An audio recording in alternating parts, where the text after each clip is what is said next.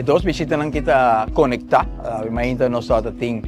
o primeiro encontro com o Staatssecretário Sabo para assunto de reino Helen Cruz e minha persona. Nós elaborar arriba a cooperação com a Holanda e com o Reino fora da perspectiva do governo novo. Nós também o tema que o Staatssecretário está importante, está costando com nós também tem um programa de governação e por motivo é nós sentimos que tem fundação bem forte para nós por melhorar a relação com o Reino e percorrer também para de parte de Aruba constante em busca de mira que a cooperação com a Holanda, por donar base também de win-win em relação entre Aruba com a Holanda e de Holanda também mira em direção de Aruba para mira que é a área de cooperação, banda de lo qual nós tincava na colaboração arriba landspaket, arriba ex-wet que também nos visão está amplo e está busca também com por chegar ao desenvolvimento socioeconômico em qual Holanda está um rol importante. Para Staatssecretários aqui, o tema de self-redzaamheid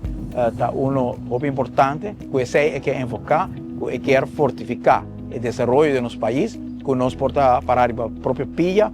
de cooperação naturalmente de reino, para socioeconomicamente nós está forte e minha invitele para vir ao museu arqueológico aqui, em conexão com o tema de self-redzaamheid, sobre essa conhecer a história de Aruba, o tema de self-redzaamheid, de sobreviver, a própria força e de uma cooperação, a base de uma correção, a base de estimação para outro, a base de compartilhar ideias e sonhos, também até o tempo de indianos que estão viva